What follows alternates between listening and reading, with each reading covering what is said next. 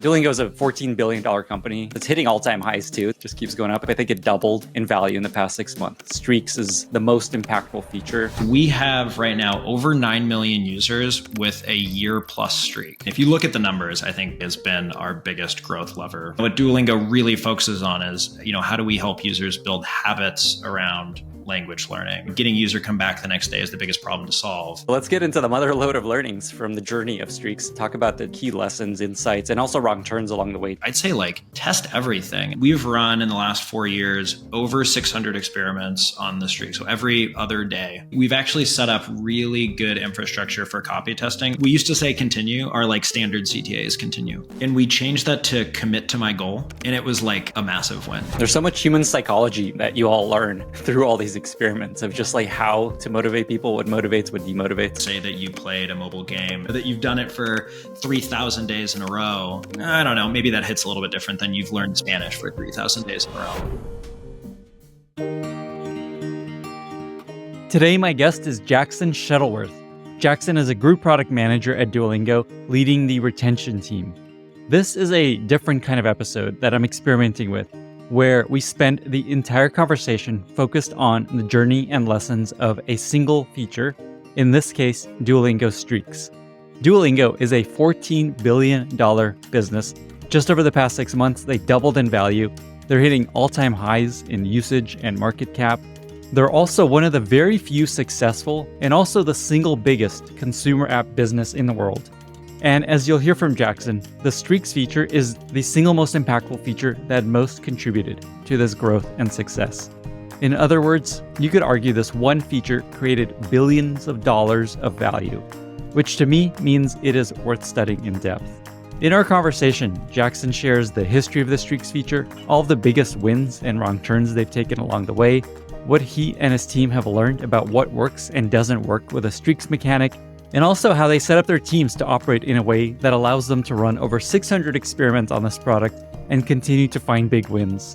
I hope to do more episodes like this on features and products that you'd love to hear more about. So leave a comment either on YouTube or on Substack and tell me which product or feature you'd love to see me cover. And if you enjoy this podcast, don't forget to subscribe and follow it in your favorite podcasting app or YouTube.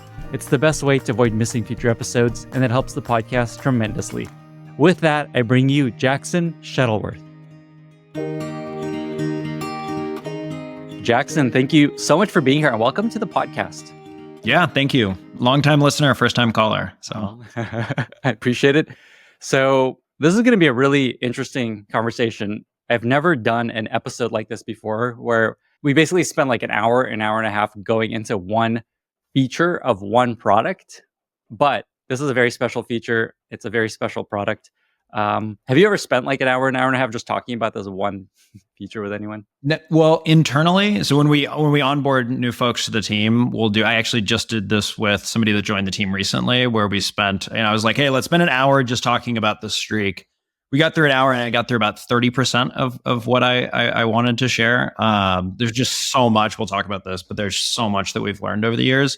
But never anything externally like this. I think we've shared bits and pieces of learnings, but this will be the mother load of learnings, hopefully. Here we go. Of how Duolingo's built the streak. We should title this The Mother Load of Learnings of Duolingo Streaks. This episode is brought to you by Pendo, the only all-in-one product experience platform for any type of application. Tired of bouncing around multiple tools to uncover what's really happening inside your product? With all the tools you need in one simple-to-use platform, Pendo makes it easy to answer critical questions about how users are engaging with your product, and then turn those insights into action, all so you can get your users to do what you actually want them to do. First, Pendo is built around product analytics, seeing what your users are actually doing in your apps so that you can optimize their experience. Next, Pendo lets you deploy in-app guides that lead users through the actions that matter most. Then, Pendo integrates user feedback so that you can capture and analyze what people actually want. And the new thing in Pendo, session replays, a very cool way to visualize user sessions. I am not surprised at all that over 10,000 companies use it today. Visit pendo.io/Lenny to create your free Pendo account today and start building better experiences across every corner of your product. P.S. You want to take your product-led know-how a step further? check out Pendo's lineup of free certification courses led by top product experts and designed to help you grow and advance in your career. Learn more and experience the power of the Pendo platform today at pendo.io/Lenny. This episode is brought to you by Vanta. When it comes to ensuring your company has top-notch security practices, things get complicated fast. Now you can assess risk, secure the trust of your customers, and automate compliance for SOC 2, ISO 27001, HIPAA, and more with a single platform, Vanta. Vanta's market-leading trust management platform helps you continuously monitor compliance alongside reporting and tracking risk. Plus, you can save hours by completing security questionnaires with Vanta AI. Join thousands of global companies that use Vanta to automate evidence collection, unify risk management, and streamline security reviews. Get $1,000 off Vanta when you go to vanta.com/Lenny. That's VANTA.com/Lenny. Okay, so for people that don't know anything about what Duolingo Streaks are, can you just first give a brief explanation of what is Duolingo Streaks? What is this feature all about? Well, presumably people know Duolingo is a language learning app. The Duolingo streak tracks currently, anyway, how many days in a row you've done a lesson. So you come to Duolingo, you do a lesson. Your first lesson, you'll start a streak, and then every consecutive day that you come, use the app, you'll extend your streak. And I should actually put an asterisk around how many days in a row, because we also have built flexibility into the feature. So we have these things called streak freezes. It's like insurance for your streak. So, it's a pretty simple feature, in theory, but over time we've layered on challenges and goal setting and rewards and, social features. A lot of our notifications are tied to the streak. So pretty simple feature to understand, but it's been a really rich feature for us to build on top of. Some people might be hearing this be like, Duolingo Streaks, so what's the big deal? There's other people that are like, holy shit, I want to learn everything I can possibly learn about Duolingo Streaks. So many companies are trying to copy what you've learned from this. Give people a sense of the impact that this one feature has had on Duolingo's success and growth.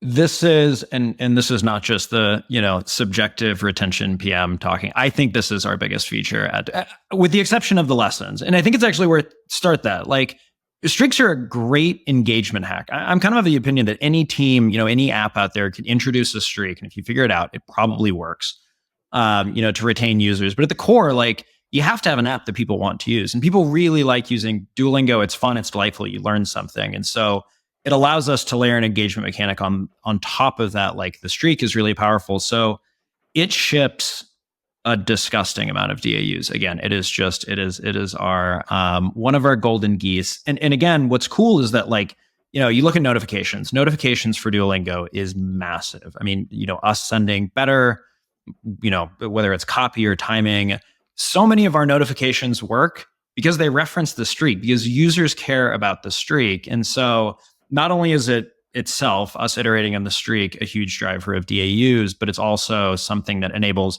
other really high, valuable features. I was looking up some stats before I came on, and it's pretty crazy. So we have right now over 9 million users with a year plus streak. So 9 million of our users have had used Duolingo every or almost every day for well over a year. Which is pretty. It's I don't know. I like to imagine things in terms of okay, well, if you put all these people in a city or, in a place, where would it be? And it's like a very large city, 9 million people. So for a year have a year-long streak. That's incredible. I was just looking at the stock of Duolingo. So Duolingo is a $14 billion company at the time we're recording this. It's hitting all-time highs too. It's just keeps going up. I think it doubled in value in the past 6 months, something like that. And what I'm hearing from you is streaks is this, other than just the core learning feature, which is just the product of Duolingo, this is the most impactful feature in terms of growth and in that retention specifically. I mean, if you look at the numbers, I think pretty objectively has been our biggest growth lever for driving DAUs. And I'll also say a lot of it's just related to how we think about growth at Duolingo. And a lot of what we try to do is organic growth. We think about growth just as much as bringing new users onto the platform is not losing them. If you're just bringing people onto the platform and then they churn, that's not going to be sustainable. And so as much as we can do to keep our users coming back and actually retaining as users, it's going to give us a much easier base to continue growing DAUs off of. Perfect. Okay. Talk about how this feature originally came to be. What was the original version of it? What was the original insight that led to V1? Yeah, so the oldest streaks are as old as Duolingo itself. When we launched Duolingo, we launched with a streak, and I say I was like just graduating undergrad when Duolingo launched. So this is well before my time. But we launched with a streak feature. The initially how the feature worked was you'd come to Duolingo and you'd set a goal for yourself. And it was an XP based goal. So Duolingo, a little bit of like, nomenclature. We have a experience points based system that drives a lot of our features in the app. And the way you'd set it is you'd say, based on what your language learning goal was, maybe you have a 10 experience point goal versus a 50 experience point goal. And so extending your streak would be, hey, can you hit 50 experience points if that's what you set your goal to be? And this worked well. I think this also speaks to like how Duolingo initially grew. Luis launched it with a TED Talk. We probably had a more tech forward user base, initially. And so this whole idea of like an experience points based streak system made sense. But what that also meant is that you could have a user come and use the app, do multiple lessons a day, and maybe they just set too hard of a goal for themselves and then lose their streak, which I don't, you don't need to be an expert in streaks to understand that's probably not good. The nice thing with how we initially set it up, though, is it really did connect with what your goal was. So if you were serious, let's track how good you are at being a serious language learner. But I'd say one of the most impactful experiments we ran was this was actually as I was joining, or just after I joined, we had run this experiment, was to move it from a XP based streak to just do one lesson a day and you'd extend your streak. And the risk that you can sort of imagine is, well, then users kind of care less about it because it's not connected with their goal. And we saw none of that. I mean, this was huge driver of DAUs, just making it easier to extend your streak. But I think really importantly is still meaningful, right? Like the unit of use, and as you're thinking about building a streak, like I think it's really important to think about like what the unit of use of your app is. The unit of use for Duolingo is like doing a lesson. And so if what we care about is users coming back every day and doing a lesson because it shows that they're actually engaging with the app, then it doesn't hurt us to make our streak focus on just do one unit versus multiple. And so that was like probably the big sea change experiment that we ran, at the time, was moving from an XP based streak to a one lesson streak. It's also simple. And I think that's like one of the things to think about with streaks. It's always easy as a PM to like have a million goals or objectives for what you want your feature to be and potentially build a more complex feature. A one lesson streak, it's just easy for more users to understand. Yeah, that's exactly what I was going to say. And just for folks that aren't super familiar with XP, it's basically experience points, and you get them from like doing things. It's like you do stuff on Duolingo, and then based on what you did and how well you did it, we give you experience points. This actually drives a number of our features in our app. So leaderboards is the big one. We have a leaderboard system where you try over the course of the week, you battle with 29 other people, and you want to win. That's all driven by XP. So we do have other features in the app that really benefit from this XP system. Cool. The streak is just no longer one of them. Awesome. Okay, so I want to talk about the journey from that point to what it is today, but a quick tangent. I saw Luis tweet just this week. Someone asked him, how do you decide whether to optimize for learning or engagement? And he's like, no question. Everything we do is focused on engagement because you won't learn anything if you're not coming back to the app. As an engagement PM, that was like the coolest thing he could have ever said.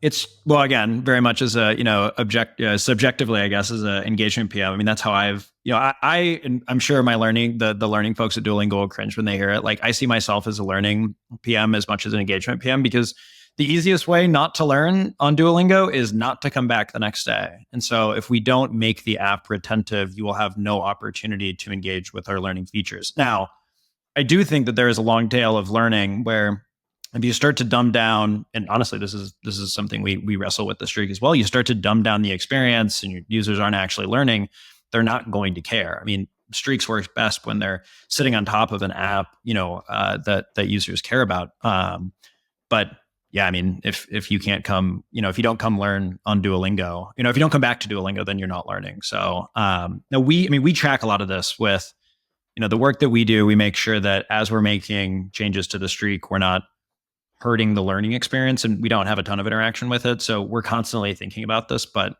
thank you, Luis, for saying that. It makes sense to me. Okay, so let's get into the mother lode of learnings from the journey of streaks. So the first version went from XP to one lesson. Talk about the key lessons, insights, and also wrong turns along the way to what we see today. Duolingo has very much, has a strong like test it philosophy. We're willing to test a lot of different. Honestly, we'd much rather test it than like debate it for days and days. So we actually followed up this experiment with, and this is a little bit later with, hey, what if we make it even easier to extend your streak? And so we actually tested, hey, if you do one exercise, just one exercise in a lesson, we'll extend your streak. And a lot of like the insight was good. Like you look at the funnel, hey, there's a lot of users who are starting but not finishing lessons. They're not extending your streak. The loss aversion doesn't kick in. They don't, come back. So this kind of followed that train of thought. What we realized when we ran this experiment is, DAUs moved not one bit. And what we were doing by, and this, if we go back to like unit of measure, we had dumb down the unit of, nobody thinks about, I just want to come you do one question on Duolingo. Nobody thinks about that. So we had more like a less clear unit of measure that we were basing our streak around.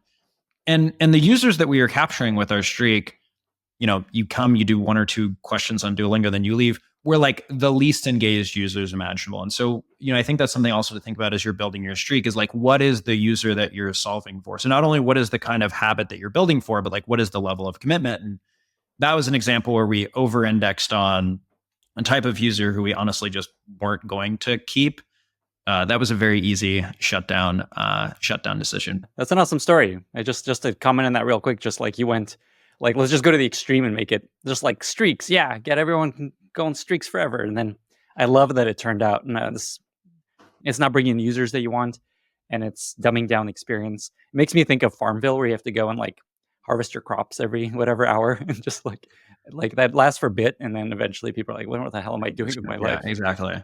No, we test every, I was looking at the numbers as well. We've run in the last 4 years over 600 experiments on the streak. So every other day, effectively. 600. Wow.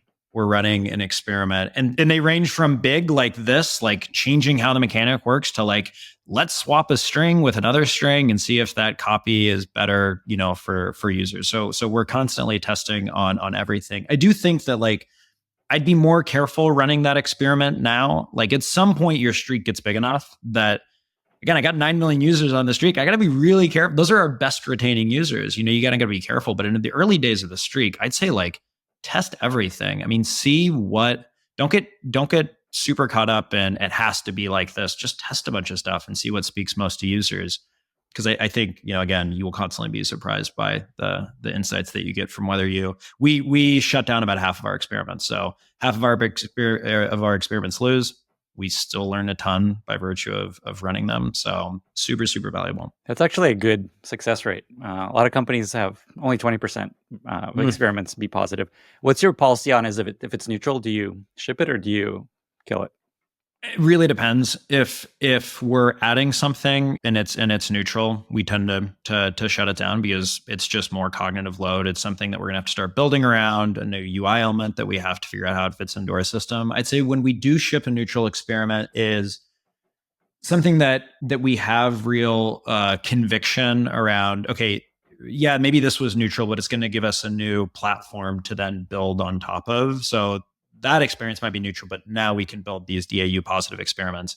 I mean, my general take there is, though, in that case, build that in as part of your V1 so that it, you make sure that like at least your hypothesis around this roadmap, has play, should probably be the case. But in general, shutting down a neutral experiment so you don't introduce more complexity to the app is the way we tend to go. Makes sense. All right. What else? What else have you learned along the journey?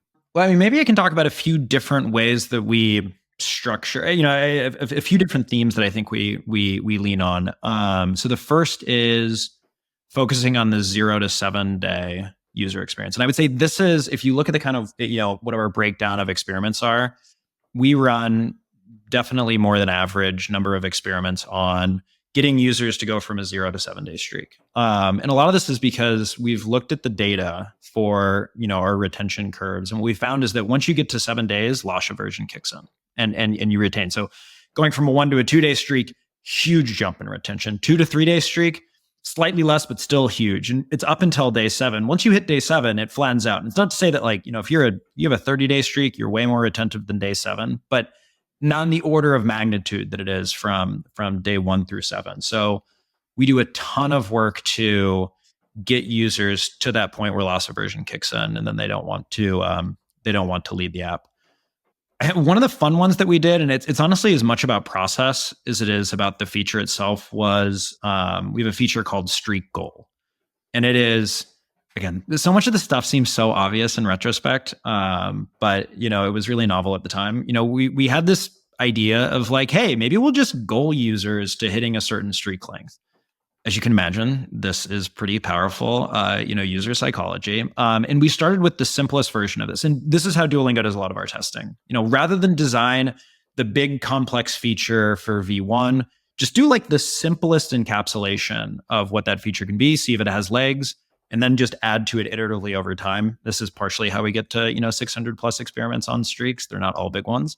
But we started, and it was funny, we actually took a learning from our monetization team. So one of the strings that they had, the pieces of copy that they had worked really, really well was, I think it was you're like 5.6 times more likely to finish the course if you subscribe to Plus. It's where, now it's Super, our subscription. And it was a really good hook that if you really cared, you'd sign up. And so we ran a similar, we had a similar thought where it's like, oh, let's just tell you how much more likely you are to finish the course if you get a 30-day streak. And so we started with that, and I think it was like you're 7 times more likely to finish the course if you have a 30-day streak. And just that message when you started your streak, us telling you that was awesome. Huge win. Indicating an outcome. And like Duolingo doesn't have, we have a gem economy, but we don't actually have like, it's all you learning. But being able to actually talk about it in terms of the outcomes that a user would think about, in this case, trying to finish the course, was a huge win. So this is where we started, and we're like, goal setting. All right, we should go much harder on this. We found something, and now let's just beat the heck out of it. So we followed that up with another experiment where we tested different lengths. So we test 14 days and 50 days, and we found that they were all good, but they appealed to different users.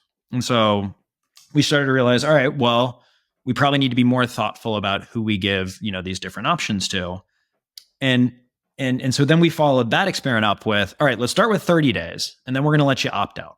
We'll say, no, I don't think I can hit it. And our thinking was, and then if you say no, we'll hit you with an easier goal, because we just wanted to get you to commit to a goal. And this was a fascinating one because it was a good win to give users that easier goal to try to capture them before they said no. But it was almost just as big a win to add that opt-out button. So we tested separately, and I'm a huge fan of testing like way too many arms for an experiment just to like be able to isolate your hypotheses. But we captured, just what happens if we add an opt-out button.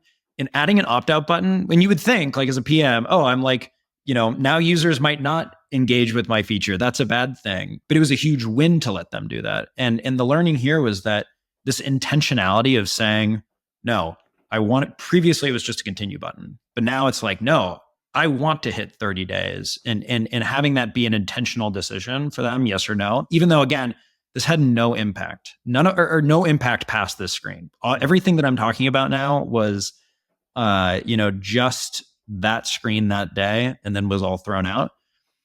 So that optionality was a huge insight. And so because of that, we built a goal setting feature where you could choose between different goals. Giving users that optionality was likewise a huge win. I'll say one final learning on this. Again, you talk about like friction and good and bad friction. We thought once we built a goal picker screen where you could pick between different streak lengths, we were like, oh, well, let's like recommend that users do a harder goal, thinking that, okay, well, a harder goal is going to be better retention, and we'll pre-select the harder goal for them. And this, based on all the learnings that I just shared with you, you probably imagine lost pretty significantly. We realized that like, yes, we could speed users through the screen more by virtue of picking a goal for them. But like that act of selecting, I think it's 30 days, I think it's 14 days, was where we were getting so much of the engagement from this feature. There's so much human psychology that you all learn through all these experiments of just like how to motivate people, what motivates, what demotivates. Feels like you guys should write a book on human psychology and motivation. I feel very much like a amateur armchair psychologist with everything that, at least as far as people who want to learn languages on their phone go. Right, right. Like I really understand those folks. So one one kind of theme I'm hearing here so far is you guys are basically just like mining for gold, just like looking for like a vein in some mine. And once you hit it, you're like, "Ooh, this worked." You just go crazy on just testing all kinds of things to see if you how far you can take that one little like thread. Yeah, and I think I shared that the how this idea came partially from a monetization win that they had. I think there's a lot of because Duolingo runs. I don't know what percentile we're in, but it's got to be a very high percentile of per capita experiments run for a company. Based on company size, we're just constantly learning so many things, and there's a really great cross sharing of monetization. Say, hey, this thing worked for us. Is that something you can use? So I'd say it's rare that we go into something where it's just like, well, let's just try something. Typically, we have some insight because of all of these experiments that we've run. That hey, if we do this, I don't know, it's won here or it's worked here, or it's driven this user engagement. If we sort of massage that and make it, try it in this, scenario or like a different screen, we come in at least with a strong hypothesis of this will work. A lot of times we do look and we're like, a lot of the apps that we look at actually are games themselves. So it's like, all right, you're playing Royal Match or, there's the new Pokemon trading card game that I'm spending way too much time on. You look at these games and see what they're doing, and it's really good fodder for what we can do. But a lot of times you're at least going with a strong hypothesis based on what you've seen work elsewhere. Got it. So just to double down on that point, it's not like just random experiments. It's here's a hypothesis we're fairly confident or has a chance to be true. Let's try it. It's not just like, let's just try everything. And I think that like how strongly you feel about the hypothesis directly ties to how hard that experiment is. Like with copy, for instance, we've actually set up really good infrastructure for copy testing. And I'm of the opinion that companies should run, as long as you have the user base to do it, like copy test constantly. Like the amount of copy tests that we've had that is just like that have won, and you I don't know, you just try things and you figure out what wins is definitely legion. And have shipped like massive wins from little copy changes. Is there an example of that, of just like the impact? Going back to that goal screen, we used to say continue. Our like standard CTA is continue, and we changed that to commit to my goal, and it was like a massive win. Even just and again, it was like, okay, users tapping on that. What are we asking them to do? Commit to the goal. What is that going to lead them to do? Commit, not churn. Just that little copy change, that one time right there led to huge wins. And copy changes are so cheap. Like it's just you translate us. For us, we have a lot of users all over the world in a lot of UI languages. So, but like just come up with a bunch of ideas, translate some strings. This is one where the feedback that you'll typically get from Luis. So all of our changes at Duolingo go through product review that are reviewed by Luis. So Luis reviews every single change that we propose or every experiment that we run. Typically with copy, he's just like, I don't know, test it. Like there's nothing better than be told by Luis, I don't think this is going to win, but sure, if you want to. And a lot of times, to his credit, he's right. And a lot of times, our intuition was right, but it's just so cheap to do it. I think when the lift is smaller, it's great to have a hypothesis, but you don't need to beat it up too much.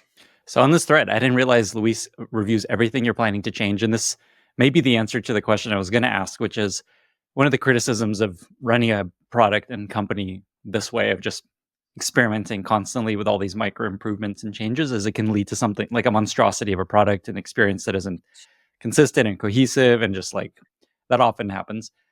Is the solution to that having the founder basically review all the changes? Is there anything else y'all do to avoid it moving in a becoming Farmville or whatever? It's a good example of that. Our product review structure where we've got our head of product design, one of the lead, the product management leaders, and then Luis in PR. And because they see everything, and they have a really high product bar. And so that helps.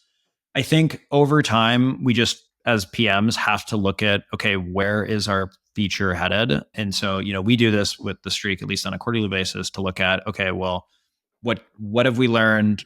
How has our streak developed? And how do we imagine this going in the future? I don't think, it's easy to do, and end in some sort of awful local maxima if you're not constantly looking at your roadmap and think, and you don't have a clear strategy. For me, it's like, if you have a clear strategy for where your feature is going, hopefully all of those A/B tests are not just done, to get some cheap gain. They're done with a long-term goal in mind.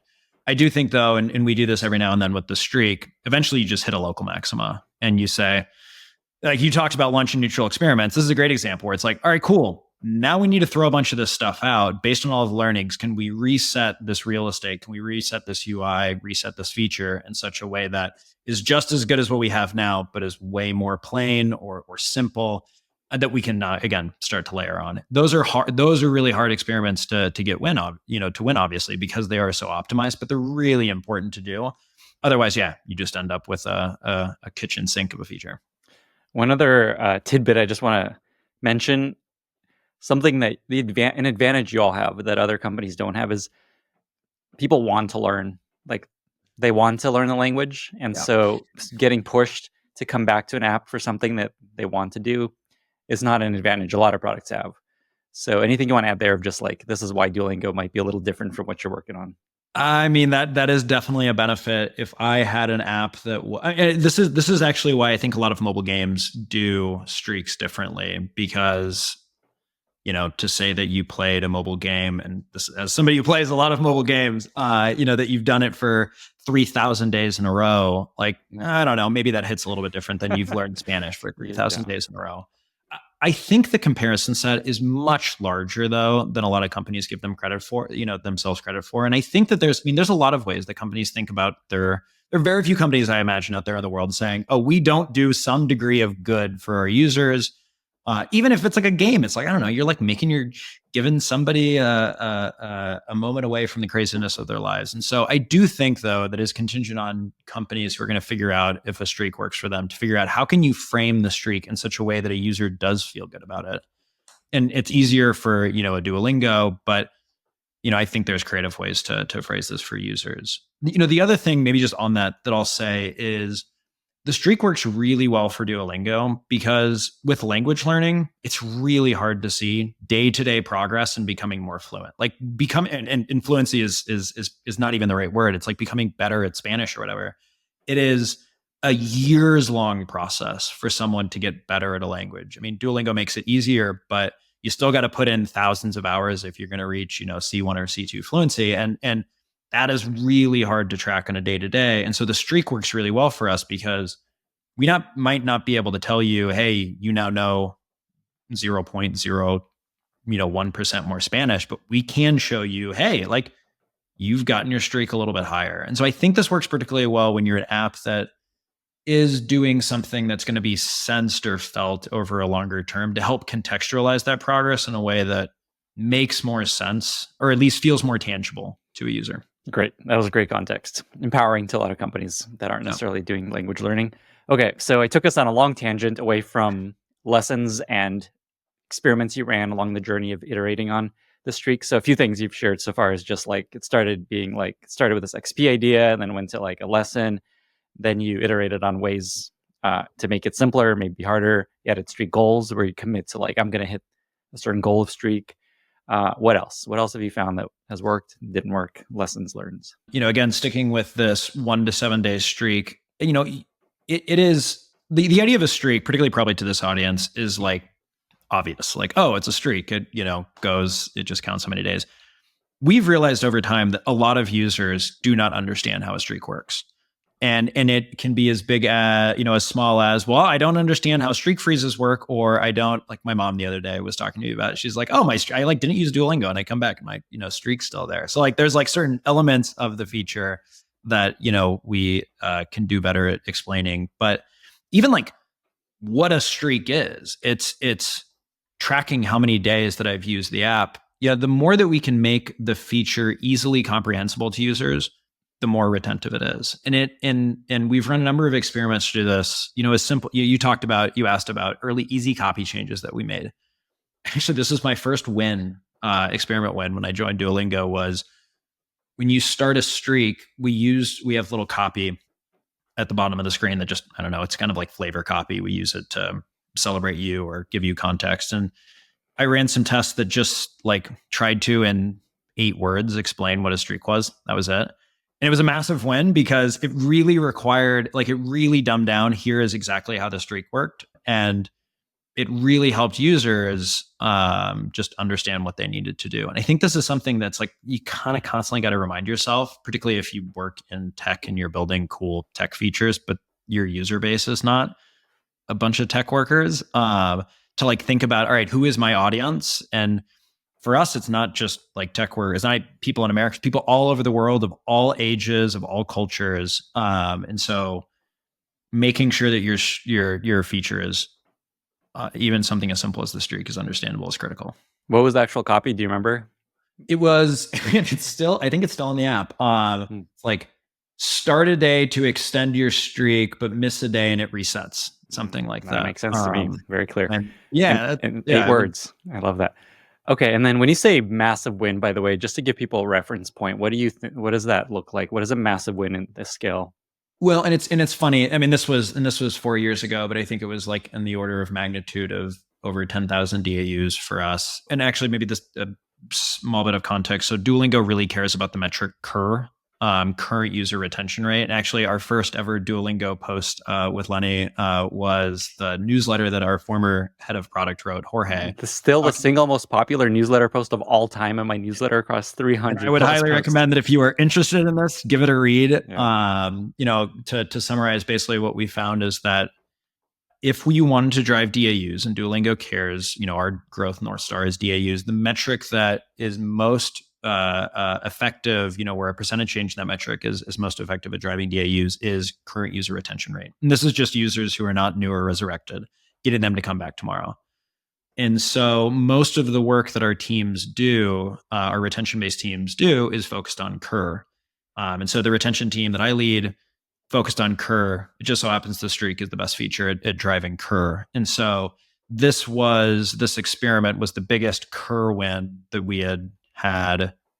It was like a top 3 CUR win anyway for us. Just this little copy, right? And that's why I say, like, test copy 1,000 different ways. Sometimes it's not the big, beautiful feature, that's going to drive the huge gains. Sometimes it's just something simple as a few words. I love this. Okay, so when you said 10,000 DAUs, I think that references you guys measure incremental impact and absolute numbers of new daily users you're going to drive with, attributed to that experiment. That's what it sounds like. And we do both. I mean, we'll also look at, like, a lot of times I'll look at, for retention, day 1 versus day 7 versus day 14. A lot of what I'm looking for is for us to have a better day 14 impact than better day 1 impact, because it means that users are retaining better over time. This is particularly for users that would see a feature multiple times. I just like absolute DAU numbers because as long as you're controlling for, different biases, like a recency bias or a novelty bias, it's a really easy way to just have an absolute comparison. You start to look at percentage changes, and then it's influenced by your treatment, how many users saw the experiment. But at least, an absolute number is easier in my mind to start comparing. Again, there are pitfalls with it, but we find that that's a pretty useful way. That lesson comes up a lot on this podcast, and that approach to experiment. So yeah, you're in good company. Quick tangent. If there's not an answer to this, no problem. Coming back to the idea of just like experimenting like crazy and not creating a product that nobody wants to use anymore long term. Is there an example of an experiment that was positive that you all decided, no, we don't actually think this is what we want in the product, they ended up not shipping? Retention doesn't only work on the streak, although, you would think most of our work is the streak. We've touched a lot of different surfaces over the years. And there was one experiment that we launched that, we talked about XP earlier. In the lesson, the only UI elements are a progress bar at the top, and then how many hearts you have, right? So we keep it really simple. And this very much speaks to the design, philosophy of Duolingo, which is simpler UI is better. And we decided, hey, let's add XP in there. And so let's show your XP ticking up as you're going, through a lesson. That's going to make the user feel good. It's going to give, show you what you've earned. You're going to be less likely to quit. All of these good reasons to do it. And then you finish the lesson, and then we'll show you've collected all this XP. And it won. I mean, the hypothesis was a good one. But we realized, and I remember having this conversation with Luis, is like, cool, this is our most important screen in the app. It is our lesson. It is where users learn. And the focus here is on learning. And now you've added this other thing up there to distract, that could be distracting for users. And I think the question, we talked about roadmaps and strategy here. The question that he had for me, and I didn't have a good answer for at the time, was like, so what else are you going to do with this? Like, what's your iteration ideas? Where's this going to go? Is this going to make the, lesson experience more gamified? Or and what we realized is that, like, honestly, it was kind of just an easy engagement win idea, but we had touched our most sacred space in the app to do that. And so that was a case where it's like, yeah, it was a nice win, but we had added that UI element, and at least at the time, it was less clear what we would do with it. And we realized that, like, long term, it was just going to get in the way, and we'd rather, for simplicity's sake, pause that, shut it down and keep the lesson, to be a little bit of a learning sanctuary it was. Now, it's funny.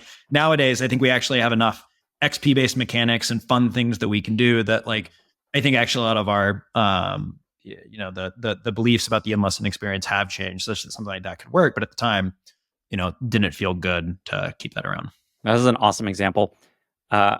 Hopefully we have time to talk about how the team operates. Where my mind goes is like, oh, but you have all these PMs and teams that want to show impact and the performance reviews and all that stuff, and you're not shipping something. They're like, oh, look, we did a win. So I want to chat about that later. But let's keep going on things you've learned and things that didn't work along the journey.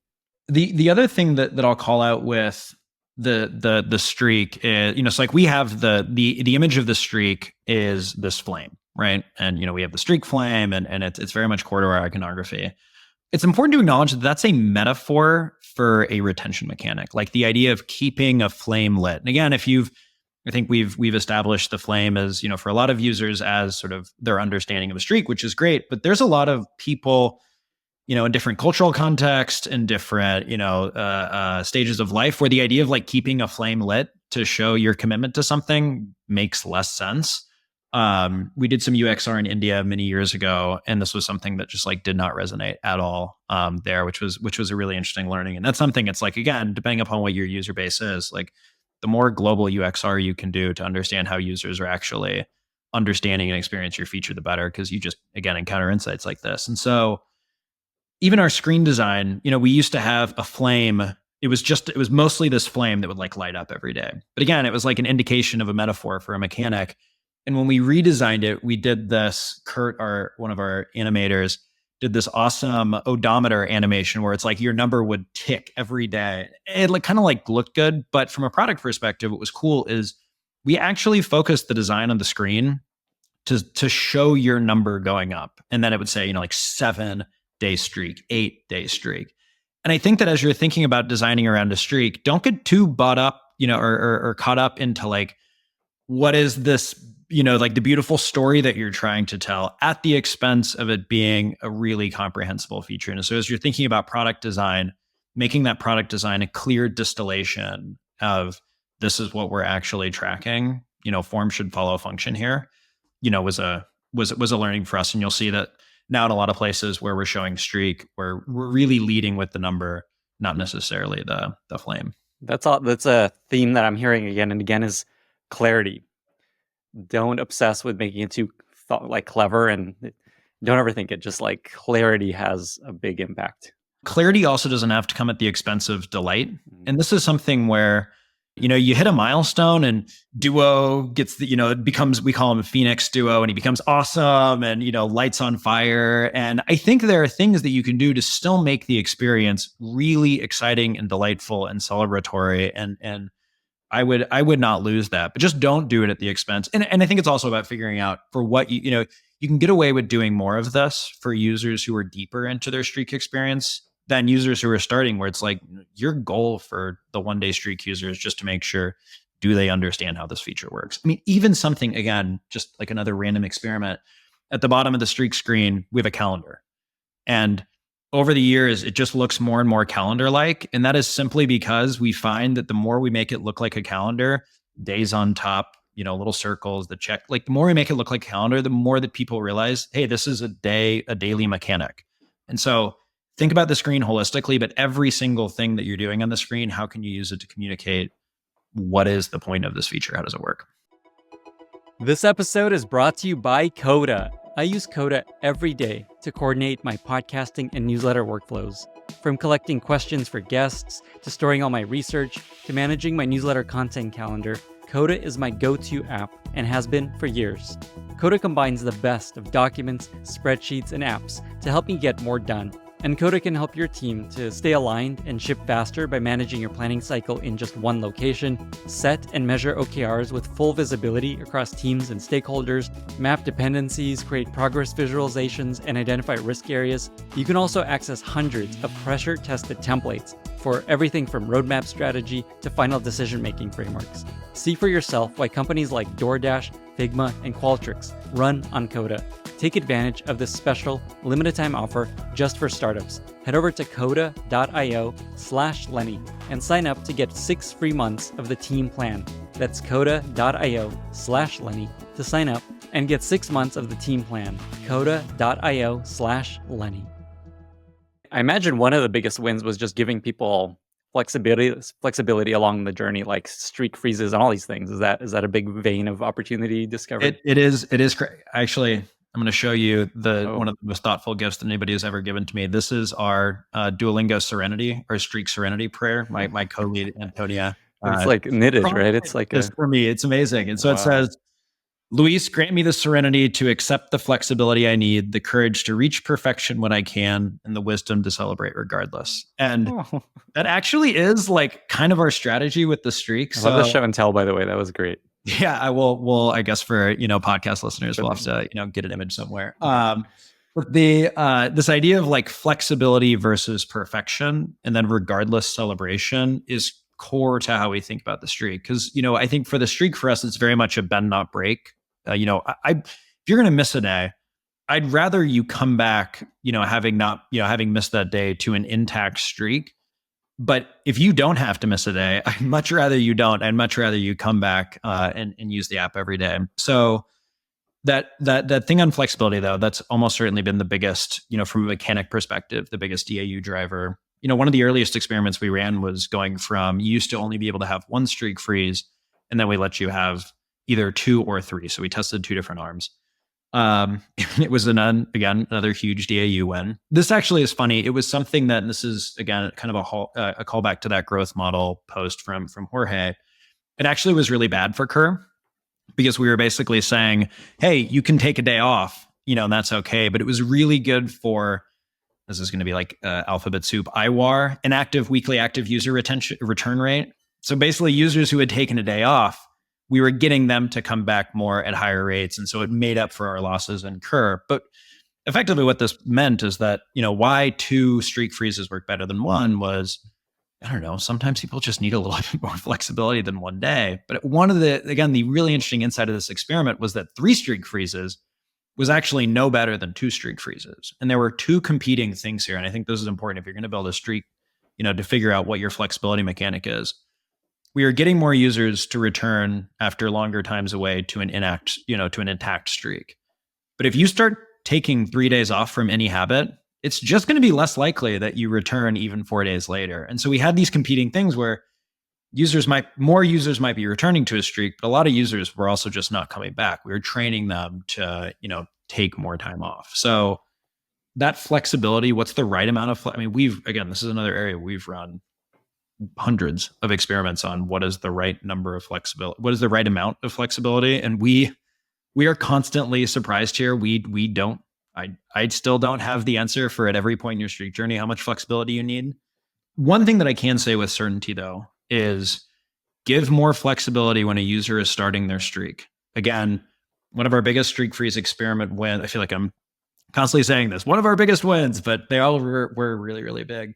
One of our biggest streak freeze wins was when you start a new streak, we give you 2 streak freezes. And again, it's so funny to think back. It's like, how were we not doing this to begin with? But at the time, the streak freeze was kind of an overly gamified mechanic.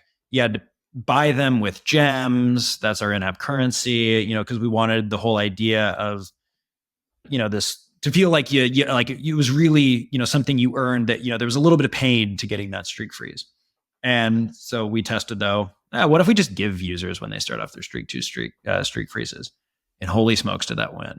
And it's sort of obvious now, in retrospect, but if you have a 1 or a 2 or a 3-day streak, it's really easy just to let it die and restart. Again, you need to get to 7 days, what we've seen in the data, for it to really lock in. And so giving users more flexibility so it's harder to lose their streak initially. And then conversely, and this is what we keep learning, eventually once people get on long streaks, you kind of don't want to give them as much flexibility, because there's a lot of times where, users don't, and I'm like this, I've got like a 400-day streak. Note that is a lot less time than I've been at Duolingo. I have lost and restarted streaks a lot of times in my time at Duolingo. But you start getting on long streaks and you really care about this feature. You really care about your streak. And most people, as long as you're not like backpacking through, I don't know, the backcountry of Utah, you'll be in a place where you can get service. And so figuring out who is the user that actually could use Duolingo, and not conditioning them to start taking days off that they didn't otherwise need to do is important to figure out sort of where that line is for your feature. This is fascinating. You can also buy a streak, right? Like with money. That's a feature, right? Yeah, you can. It's funny. This is also something that like we buy wrestle with. Yeah, you can buy or freeze. Sorry, not a streak. Yeah, so you can buy a streak freeze, and the way it works is you can buy gems, and then you can use those gems to buy a streak. And this is something we wrestle with. We're actively working on an experiment right now that's having a small hit revenue, but it's a really nice win for retention. And I think it's actually worth thinking about from day one as you're building a streak.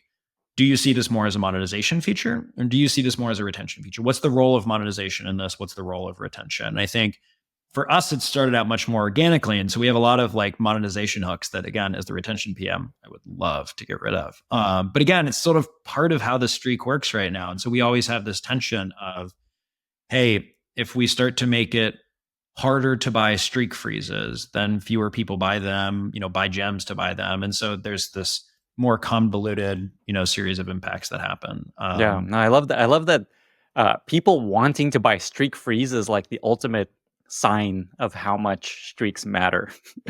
Yeah, it's streak freeze is the other big one that we've recently demonetized or introduced a free option for, is getting back a lost streak. So used to lose the streak. We had a feature in the day, back in the day, called streak repair. We'd give you your streak back. You had to pay gems. But what we found out worked way better was a feature called earn back. And this is basically where you would have to do a certain number of lessons as long as you came back within, a window soon after losing your streak. Do a few lessons and we just give you your streak back. And it was such a retention winner. And again, what we thought about was, it feels like you've earned it so much more when you've done, like, you deserve to have your streak back. We haven't cheapened the streak because you've done something. And in this sense, this idea of cheapening the streak is something like from a philosophy of the streak. From a philosophical level, we wrestle with all the time of, cool, we're giving out more streak freezes. At what point do we cross the line and users start to realize their streak means nothing? Now, everything that we've seen, users are totally cool with using streak freezes and still thinking about their streak as this meaningful thing. But my co-lead Antonia, who made that awesome cross stitch for me, she is sort of the keeper for us of the sanctity of the streak. And a lot of times and I think this is really important to have as you're thinking about building your streak. You can almost always get engagement wins up to a certain point by just cheapening the streak, making it easier to extend, letting users have more flexibility. But you kind of got to hold the line at some point. It's not clear where that line is. And once you talk about one-way doors or two-way doors, there's a point where you go too far and it's a one-way door. And all of a sudden those 9 million users on 1 year streaks don't care about their streak anymore. And that is, I don't know, again, retention PM perspective, that'd be an extinction level event for us. I don't want all of these users to stop caring about their streak. And so to have somebody who is invested in the sanctity of the streak, and for us it's Antonia and Luis, he's very good about this, is really important, just so you make sure you don't go too far. That's an awesome insight. So to protect, and push notifications, I think, are another example of this in general for companies, like how much is too much, because everyone's just like, let's just send another push. It's fine. Just one more. So your solution to that is a person is like the keeper and almost the gatekeeper plus the founder of how far is too far. It's good if you can have that. I think push notifications are also easier because there's a lot of things you can do around. All right, we'll set a budget cap for how many notifications we'll send. You can Just like create a policy. Yeah, policies. But I think with a lot of things, it's hard, at least for the streak, it's harder to create policies for in the same way. A lot of it has to be done based on feel. And so you kind of just got to use your best judgment at times. Sweet. Okay. Any other, maybe like one or two more lessons from this journey of what streaks has become today? I mean, you mentioned notifications. I've mentioned this a few times. One, it's funny. You tend to think of like exactly as you say. You can just always send another notification. It's going to be some win, and at some point, it'll be a bad experience. But it's tough to see that. There's actually a notification that we send 2 notifications related to your core streak each day. The first is a practice reminder. We send it. This is actually an interesting insight. 23 and a half hours after you practice the day before. Whoa. That is 23 and a half. Okay. So basically, if you practice at noon today, we'll send it to you at 11:30 a.m. tomorrow. And we have done it because it's like assuming they were free in that time the day before, maybe they'll be free the same time. And we actually we used to let users set this practice reminder time. And, our thinking was, cool, you're going to say 7 p.m. That's when I really want to extend my streak each day. And then you know what? I say this as somebody with 2 kids. Life gets in the way. Life always gets in the way. And when you think you're going to practice, will change, your life will change, whatever. And what we realized is the best indicator of when you should practice was when did you practice the day before. We could almost certainly get more detailed. We have tried a bunch of ways to have much more complex logic. And what always wins is 23 and a half hours. That's so interesting. Revealed behavior versus Yeah, exactly. So we send this practice reminder 23 and a half hours later. The other thing that we'll do though is we'll send what we call a streak saver. And this is at 10 o'clock at night. If you have not extended your streak, we'll send you a message saying, hey, it's your last chance. This is it. If you don't extend your streak, and you would think that that's kind of spammy. That's kind of annoying to get a notification from an app at 10 p.m. But what we found is because people care about their streak. Their streak is this good thing that they attach positive emotions to that they don't really want to lose. That notification reminding them, hey, come back, and people see this by and large as a positive notification and not a negative notification. Obviously, it serves our purpose as well of getting users to come back and not lose their streaks. But again, I think if you can think about your notification strategy related to what is the feature that it's tied to, how do users perceive that, you can almost certainly not get away with more, but you could be thoughtful about notification load and when to send notifications. And again, for us, this late night message that's also highly impactful, super good, is actually something that could be perceived as spammy, but a lot of our users really do. Somebody who it's often late at night and I work here and I'm like, forgot to do my, I was thinking about Duolingo all day, here it is 11:15 and I still haven't done it. That message is really powerful. Yeah, it has saved me many times. I totally know that message. And I love that it's like a late night message from an app. Very rarely do you actually are happy about that. And I love that this actually is a good example where it's really funny, all of the stories that you hear about people extending their streak. If you look around a Duolingo party, where it's 11:30, 11:45, all the Duolingo employees that are doing their lesson at the last minute. You always see these pictures of people in the club doing, or at a concert doing Duolingo. And because it's otherwise that you're going to use a streak freeze, or God forbid, you will lose your streak. It's so funny. Okay. Anything else? And if there's more than one more, definitely share. But any other really interesting lessons or wrong turns or insights? I talked about streak freezes, and we've done a lot with streak freezes, but I think if you're going to make flexibility a thing, it's probably also useful thinking about how do you celebrate perfection. And so we have a feature that it is the simplest thing in the world. It's called Perfect Streak. And it's just, if you don't use a streak freeze for a few days, we make your streak look gold, and we make your little progress bar on the calendar just look a little bit nicer. There's no reward for doing it. You don't get anything other than this nice little indication, and it is awesome. It is a simple feature. It is ultra not complex, and it is really powerful. Not only for getting users to, as a bit of a reward, they'd be, hey, get to 7 days, without using a streak freeze, and your streak becomes perfect. But it's also a really nice indication of users who aren't using streak freezes. Here is the thing that if you don't use a streak freeze, which again, candidly, I would love for you never to use a streak freeze. If you don't use a streak freeze, your streak will stay perfect. It's funny. We actually just, we're constantly, responding to bug reports about the streak. It is, I swear to God, we have the best infrastructure around this feature because it is so important. We had an employee who lost her like a 4-month perfect streak. And it was a big deal for her because she, and because she like did her lesson as she was crossing international date line. There was like a bunch of stuff going on that was like, it was just kind of weird in our back end. But like people start to care about perfection as much as they do their streak. And, for that person, it was a big deal when they lost their perfect streak. And so, this is just an example of, look, if you're gonna go after flexibility, which is good, finding a way to pull users back into perfection is a really important counterweight to have. What I'm imagining is you guys need like an Amazon style chatbot that just gives you the streak back. It's just like, okay, here you go. We have very much, so we have, if people lose their streak, there's ways to get in contact with us, but we've actually thought about that where it's like, okay, we should just like build a self-service feature. And if we think that your excuse is good enough, whatever, we'll just back. Because again, it's for us, even ship it back. I'd much rather you be on a streak than, have lost it, particularly if it was, But it also can't feel that easy.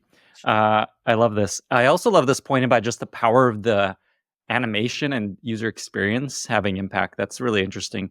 Is that something you find often, just like celebrating and making it feel really amazing without like copy or like any feature? It's just like, holy, you're awesome. This is another thing where it's like when users care about the feature, using not only animation, haptics, sound effects, and it's funny, we don't have sound effects on the streak. This is probably something we'll look at in the not too distant future, but like haptics are like something we have done a lot of testing like the phone vibrating. Exactly. Your phone, like there being a really cool haptic pattern as you extend your streak. All of this stuff wins. And it's cool because I think it wins.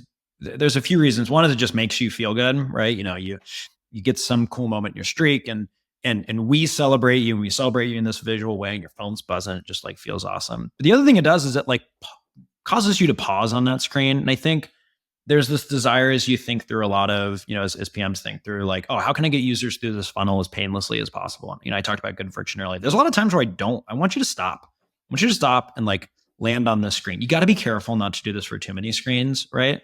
But like for the one big ones, sometimes I just want you to pause there and enjoy the moment. Because if I can get you to enjoy the moment more, you're going to care more about your streak and you're going to be coming back tomorrow. And so animations that are cool and that cause you to like really soak it in, haptics, that feel good, all of that comes together to make you really focus on that moment. And all of that just gets users more connected to their streak. So animation in the right times works well. And it's something we've had win quite a lot. Who designs the haptic stuff? Is there like a haptic designer?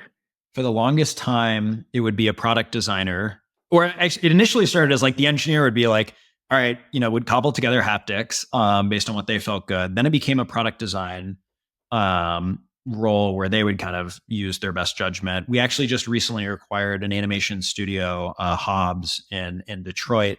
And now they are the sort of keepers of, they do a lot of motion design work, haptics very close to that. And so they do a lot of that. I do remember trying to hire for a while a haptics like contractor, like haptics design. And it was the saddest hiring I've ever done because it was just like, I don't know, like it was such a specific, like, I don't know, I just went through a lot of people who, it's just a really tricky space of like kind of sound effects, kind of motion design, sort of technical. Yeah. Such a unique role. Very unique, specific skill set. Right. And there's very few apps that really need this deeply. So you're almost creating this person. Yeah. That is fascinating. That's like a whole podcast on its own. By the way, I was going to say, as you're talking about this, I love that it's a win to celebrate people that don't lose their streak. Like you introduce this way to make it flexible, and that's a big win. And then you could go the opposite direction of if you don't use this feature, you also feel even better. Well, and it's funny, you talked about the danger of feature bloat. We sort of talked about the danger of feature bloat. This is actually something I'm constantly thinking about with this. Like we have the streak, but then we also have the perfect streak, and we can count how many weeks you've had a perfect streak. Well, all of a sudden we have two streak numbers that are kind of competing with each other. It's funny, we actually don't introduce the concept of a perfect streak until after you've hit 7 days. And some of this is just because the cognitive load of additional streak features, a lot of our like cooler streak features, you got to get on a long enough streak. And Not to say we haven't tested it, because we have, because we test everything, introducing these features earlier. But what we've found is that pretty universally they lose when we introduce too many things, too many concepts to users too early in the experience. It's just hard for them to manage. Okay, sweet. I know that we can go down this track for hours and hours. There's endless learnings about all the things you all have done along the journey. I'm going to shift to talking about how your team operates. So there's a lot of threads you touched on of just how a team can do this so well. Ship 600 experiments, as you said, continue to find opportunity. What are some maybe lessons or advice you'd have for folks that are like, oh, wow, I want to work more like this from your team's experience? How does your team operate that folks can learn from? Yeah, maybe just a little bit of context. So Duolingo cares a lot about metric. So most of our teams are metric-based teams. So we do the most work with streak, but the metric, what we really care about at the end of the day is cur and DAUs, because we see that DAUs hit cur. And so when you can be really laser focused on my goal each quarter is to make this metric go up, I think it's much easier to make sure that you're working on the highest ROI thing. I think when you think more about like, oh, I want to make this feature better, I think it's easier to get lost in what better means and how you think about better. And so I do think that like having a really strong degree of focus, as a team on, what is the metric that I'm caring about and how is that directing my efforts is versus feature oriented. So basically your teams are structured around a metric / a goal / outcome versus we own this feature. So retention owns streak, I guess, but that's only because we've seen streak drive cur better than any feature. But we are not, we have this, IAP hook with our streak freeze purchases. There are other teams that work on, that can and have worked on the streak, because it's not ours to say, no, we do all the iterations here. We just know that it drives our metric better, in the same way that like leaderboards, we have a team that focuses on how much time you've spent. We want users to spend more time on Duolingo so they're learning more. Leaderboards is the best vector for doing it. So that team does a lot of leaderboards work. But every now and then I have an idea that I think will be highly retentive, and I will go in and I will pitch to them, and then we'll do some change to the leaderboard to make it more retentive. And so, but I do think having that clear metric of we're trying to drive cur, not we're trying to just make this feature better, helps at least make sure that, give the team clear marching orders. And that focus, I think, is really good for prioritizing backlog. Cool. This is a really important point. This is the same way Airbnb worked when I worked there for a long time. Here's a goal that we want your team to be responsible for. You can work on any product you need to hit this goal. As you said, often like various products are most connected to what you're doing, but what you're describing is like, even though a team's kind of like, I imagine you own it from a bug perspective and you kind of like are the shepherd of this part of the feature because it hits your goal, helps your goal most. But any other team can come in and be like, hey, Jackson, we need to work on some streak stuff to help with learning. You're like, go for it. Does that, just a tangent there, do they like work really closely with your team if they want to do some work in the code? Is it like, how does that work logistically? Yeah, if you're, again, this is where I say there's soft ownership. We're not against teams doing things to the streak, but if we're going to do something, given, we probably have multiple quarters worth of a roadmap around the streak. I say probably, we do multiple quarters of roadmap for what we can do to the streak. If other teams want to come and mess with it, okay, we got to just figure out how is that going to work with, what our plans for the streak were. How do we make sure, a lot of times when teams are coming in thinking, hey, let's do this to the streak, they're like in context that we might have. And so there's as much of like a much simpler version of what we're doing now, a bit of a knowledge sharing of saying, all right, well, this is what we think about the streak. This is what we've seen work, hasn't worked. How does that influence some of the hypotheses that you have? And so I think getting that really, making sure the juice is worth the squeeze. Good old fashioned product management work there.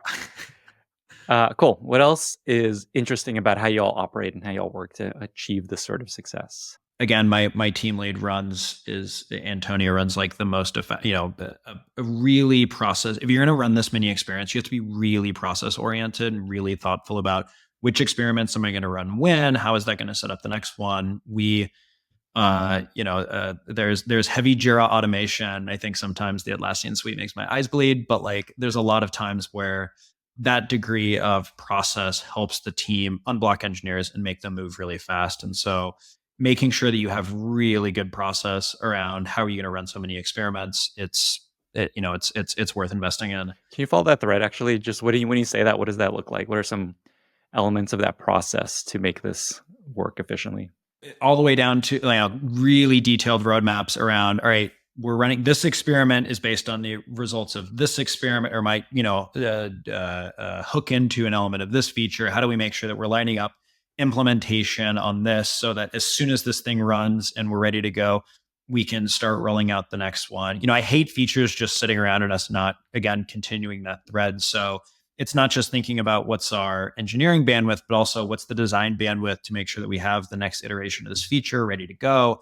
We're planning months out as we think about these feature iterations, even small ones, feature iterations, because again, you lose when you lose cycles, not pushing on a feature, it's just sort of lost opportunity. And so everything from being thoughtful about engineering roadmaps to design roadmaps to product roadmaps, all of that needs to come together in a system. So essentially mapping dependencies across function.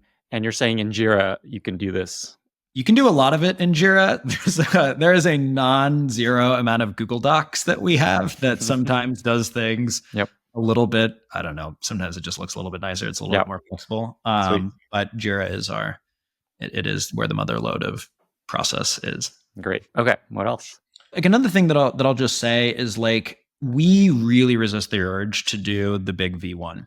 And I think this is, I shared the street goal example where a lot of times when we're exploring something, we will say, okay, well, that's cool. How do we strip away a bunch of stuff and figure out what our core hypothesis is, and then just ship that thing first as a V1? Because it's easy, and I've found this time and time again, it's easy to add things to features that make them win. I've worked in retention and engagement long enough. I can I know enough things to pull and bells to add and whistles and to make something win. But there's a lot of times where it's cool, well, then it won because of all the whistles you added, not because of what your core hypothesis was. And a lot of times, if you can just really simplify what the feature is, it's also much easier to ship. It's easier to design. You're not designing for a whole system. You're designing for, something much simpler. And so getting everybody to think that way allows us to end up shipping faster, shipping simpler, designing faster, getting faster approval, getting insight, and then doing what I talked about with Street Goal, being able to run iteration after iteration after iteration, add these things iteratively. And then you not only by doing this are you able to move faster, but you get confidence at each step of the way that, hey, my series of hypotheses, is actually borne out. Or if it's not, cool, well, then we're going to drop that part of the feature and then just ship what actually matters. If I can try to summarize kind of the broad lesson so far that I'm hearing, and maybe you would have shared this, but I'm just thinking if I were to try to design a company to operate the way you all operate, you essentially map all the levers that drive the business. So you have kind of this mapping of all the metrics that drive up to growth and daily active users. CUR ended up being the biggest specific metric to move to drive growth long term. So there's imagining a tree of all the opportunities you could work on. You found this is what is most connected to our growth long term. You basically just start mining. I don't know if mining is the right metaphor, but just looking for things that move that specific metric. You just look and poke and explore. And then once you find one, you just go real deep on trying a lot of different, you come up with a hypothesis and a strategy of here's how we think we can do this and how we can move this. And then you just try a bunch of stuff. There's also this element of the Arrested Development quote, there's always money in the banana stand, comes to mind, where it's just keep working on, see, there's more. There's going to be more opportunity at this. Yeah. When I joined Duolingo, the PM that I took over for Anton, who used to lead the retention team, I remember saying, dude, the streak, it just counts up. You guys have been testing on it for years. How much more work can we do on the streak? And he was like, Jackson, you child. He didn't say exactly this, but this is how I felt it. Jackson, you child. We're not even 30% of the way optimized. And 4 years later, I say that with such conviction. We are so far away from we've made a ton of strides, but we are still so far away. And every quarter where we ship a ton of, wins and, improvements to the streak, it just continues to prove to me that there is so much more to be done. So I think your framing of it is, and I would say there's a lot of thought that goes into, again, I talk about the strength of the hypothesis that you have to have as you start to build out larger, future strategy. I do think it's really important to not just do a bunch of random stuff, but do it with intent, with a goal in mind. Otherwise, you do end up in these local, local maximas. But yeah, I mean, there's still a bunch of stuff that we haven't tried that, I think we have high confidence in, working out. And so we'll keep doing that. Are there any other, say, lasting lessons from this journey that if someone were to try to operate this way, build streaks into their product, anything you'd recommend? Yeah, I really do think it starts with, streaks are an engagement hack. You can make your app more retentive. I'm almost positive almost every app out there can make it more retentive. It is loss aversion. That is, again, armchair psychologist Jackson. Like, it's just a thing that works on humans. But if your app is not something that users want to use every day or whatever cadence you want your app to be, to work on, you're only going to get so much from that streak. And honestly, it's probably going to distract you from what really should matter, which is making your app something that people want to use every day. And so if you start focusing on the streak, but you haven't made that a enjoyable experience, you're just going to waste a lot of time, honestly. And so I think making sure that you have your core loop of your app figured out, that it is giving value to users, is something that they want to come back to every day. That really sets the stage for something to layer a streak on. So resist the temptation if you haven't, if you don't think you've reached that point, to go too hard down the, the path of streak. That's a really good point. Just like a streak is not going to solve your problems if people don't actually care about the core value you're providing. No, and honestly, it'll probably cause more problems if what you end up focusing on is how do I make this streak highly engaging, but your app isn't. I mean, you're wasting time that could otherwise be, better spent on solving more critical problems. So that's one learning. The other thing that I'll say is, and we met with one of our board members, Bing Gordon, a few months ago rather, and he had this comment where he was just like, the reason why users care about your streak so much is because you care about your streak so much, you being Duolingo. Like, the reason why users care about our streak so much is because Duolingo cares about the streak so much. We're like, what do you mean? Well, he's like, well, after every session, you see a big streak screen and it's animated cooler than almost any other screen in the app. And then sometimes you see some other screens and there's all these other like, you don't let a user forget it. You talk about them in messages. And so I think it's worth thinking about, look, if you're going to build a streak and then you're going to second it off into the corner of your app, where users aren't going to see it, like, they're probably not going to care about it as much. And which might be fine, because there might be other levers that you think are more important to pull on. But there's a reason why, we focus as much on the streak, as we do. And that's because we want it to be top of mind for users. And that's not by accident then that users start to care about it. And so I think just as you're thinking about building the streak, making sure that you're giving it the visibility it deserves, if you want it to have the kind of impact that Duolingo has, it's sort of an important hierarchy principle to think about as you design things. That's such a good point. Like, you look for cues to the app of tell me what I should pay attention to, what's important. If you're just like fire explosions, you hit a streak. Oh, maybe I should pay attention to this feature. And then the push notifications obviously encourage you there too. Anything else along those lines? Maybe final thing is, look, we ran so many tests on our Duolingo streak to figure out what worked. I mean, we have a philosophy at Duolingo of test it first. We are a lot of times willing to test things. And I really think that if you're gonna try to introduce a streak, or you want to improve on the streak you have, like, don't get too caught up in the philosophy of everything. I mean, make sure your hypotheses feel like they're good, but my recommendation is just try things. And this is, again, you said it earlier, it's like, this is as much human psychology as anything. And as soon as that becomes the case, like, you kind of just got to understand what users respond to. And the easiest way to do that is to stop spending time, batting around ideas in a conference room and just try some stuff. So huge recommendation to, like, if you're going to invest in a streak, try and figure out what works through testing with users, rather than trying to get it perfect on the first try. Say someone's listening and they're like, should we do streak? Is this worth doing? What's your take on just like the chances that a streak feature would be helpful to another consumer I am well known for saying in the company that I think every streak, every team, every app could benefit from a streak. Now, how you implement it is very different. And I think you got to like, what is your user's use case? Like, if they're going to come use, I don't know, tax software.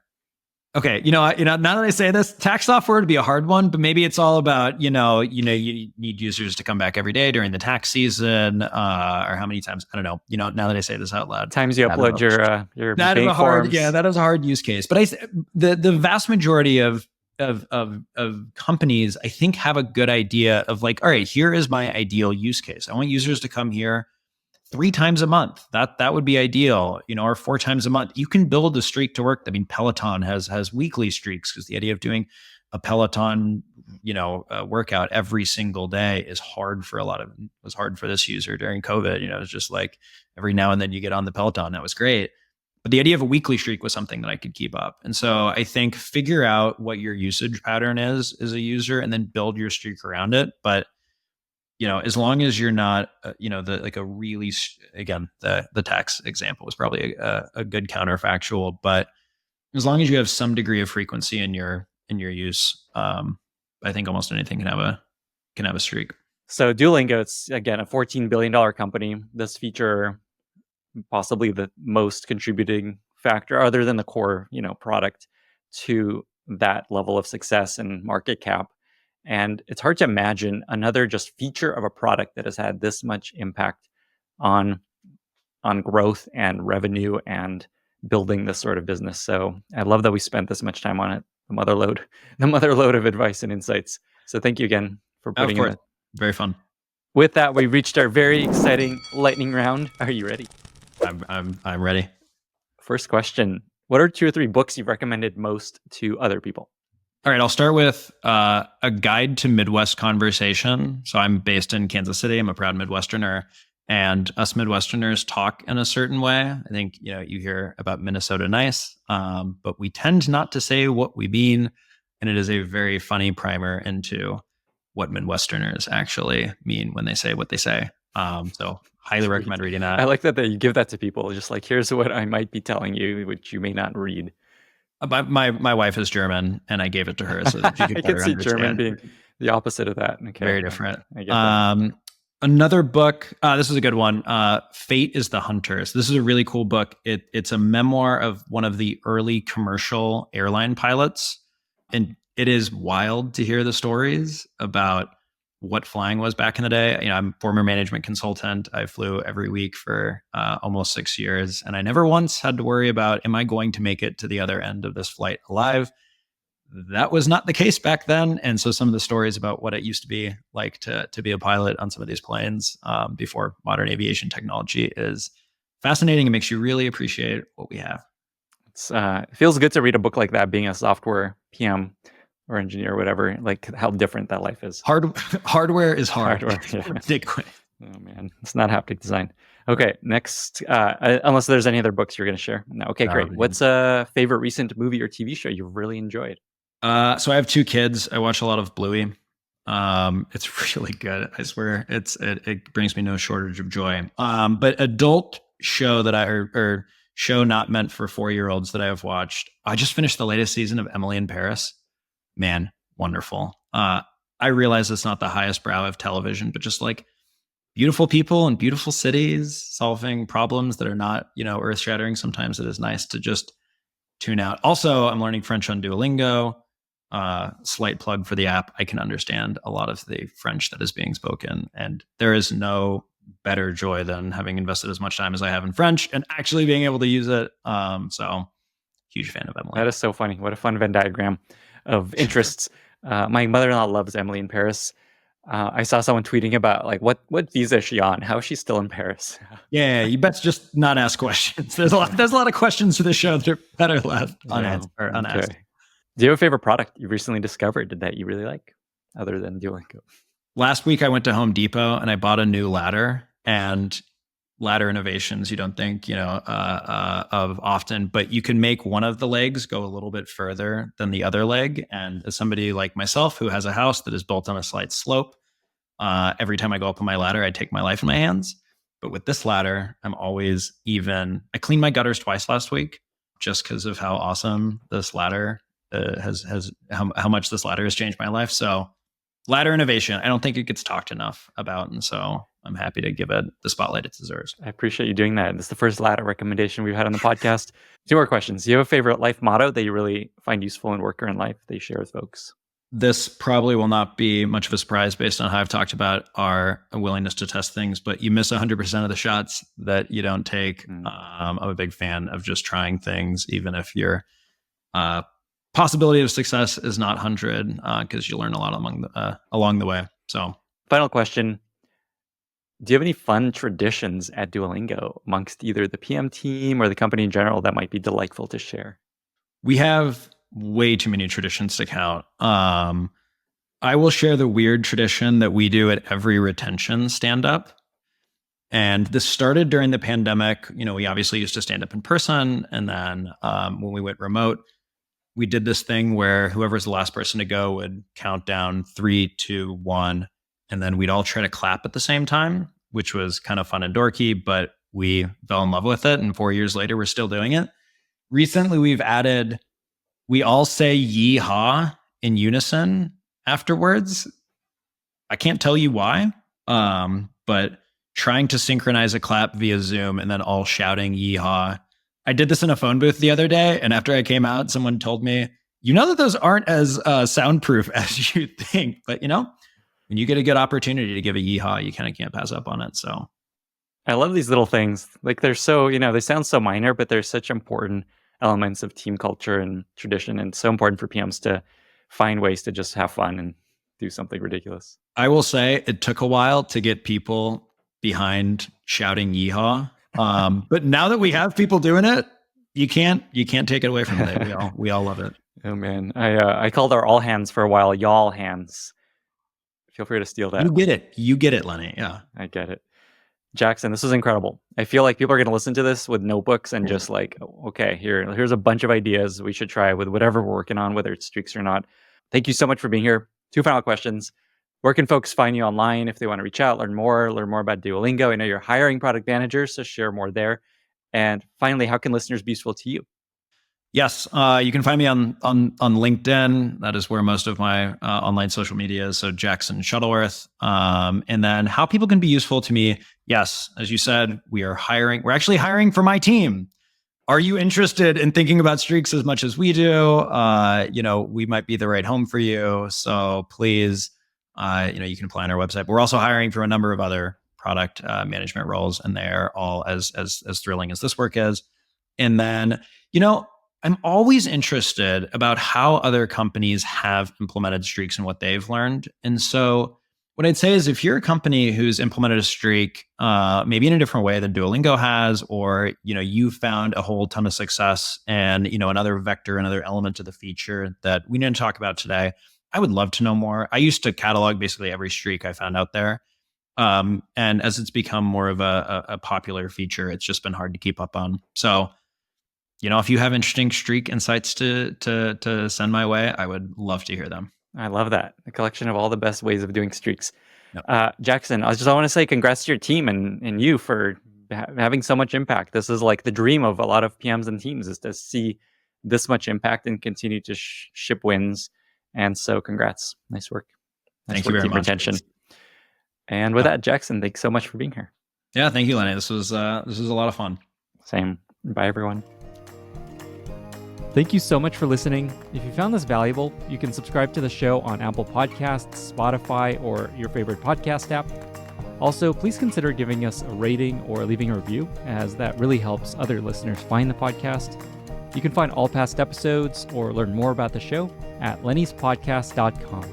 See you in the next episode.